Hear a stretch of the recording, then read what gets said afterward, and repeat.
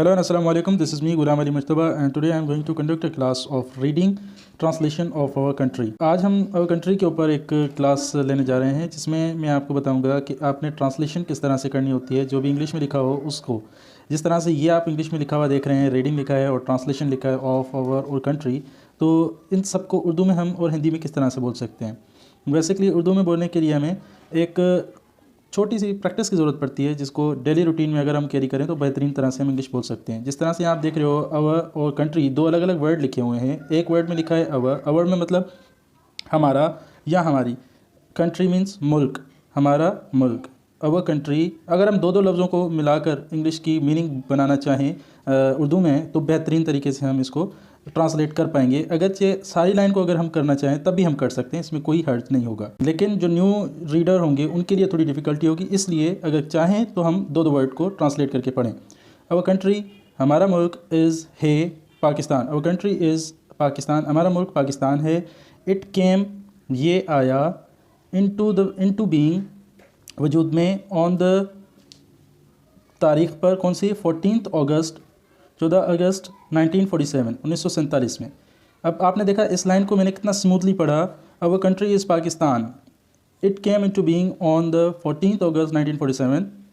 कितना स्मूथली हम इसको पढ़ गए। इसी तरह से अगर आप इसको थोड़ा स्लोली और थोड़ा सा ध्यान से पढ़ें तो आपको उसकी मीनिंग ईजिली समझ में आ जाएगी।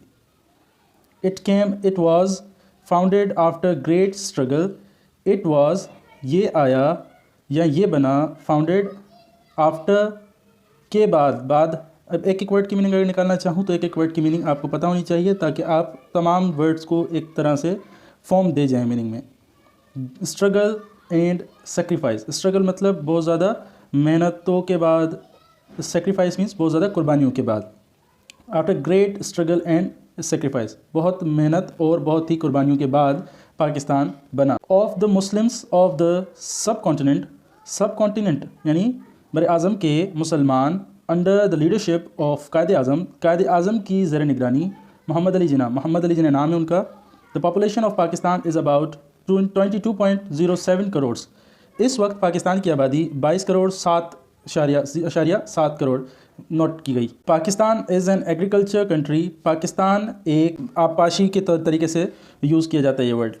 Country and nearly 80% people live in on agriculture, ऐसी 80% है वो एग्रीकल्चर पर ही मुबनी है, एग्रीकल्चर से ही कमाती है, यानी जो लोग खेती बाड़ी करते हैं बेसिकली इससे लोग कमाते हैं और इस पर मुबनी है लोग।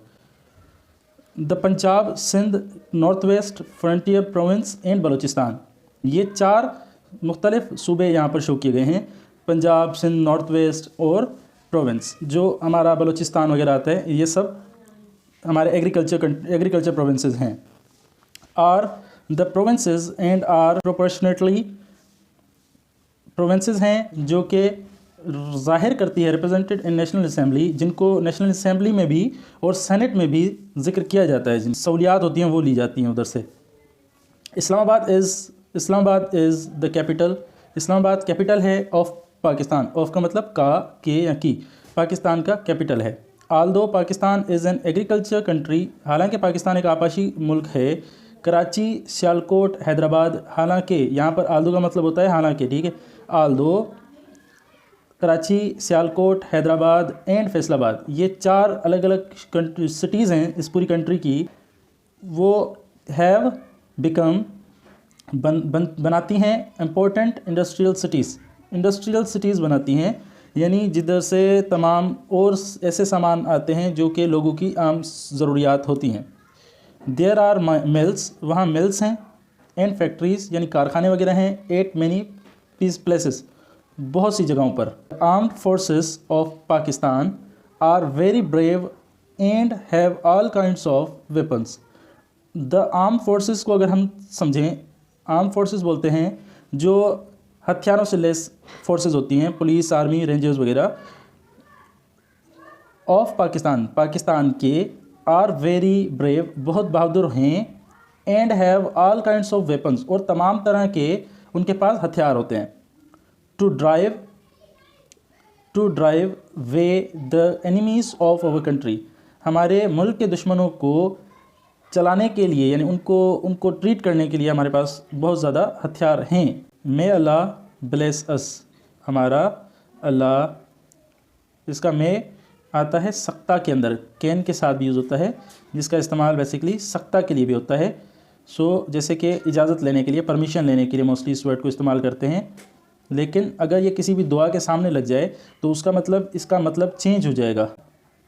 ब्लेस अस, हम पर रहम करे, हमें नवाजे, एंड और मेक अवर कंट्री, बनाए हमारे मुल्क को, डेवलप, कामयाब, साइड बाय साइड, तरफ़ों तरफ़ों से, विद द डेवलप्ड नेशंस, के साथ, किनके, डेवलप्ड नेशंस के साथ, ऑफ द वर्ल्ड, दुनिया के तरक्की याफ्ता नेशंस यानी कौम के साथ हमारे मुल्क को भी तरक्की याफ्ता मुल्क बनाए।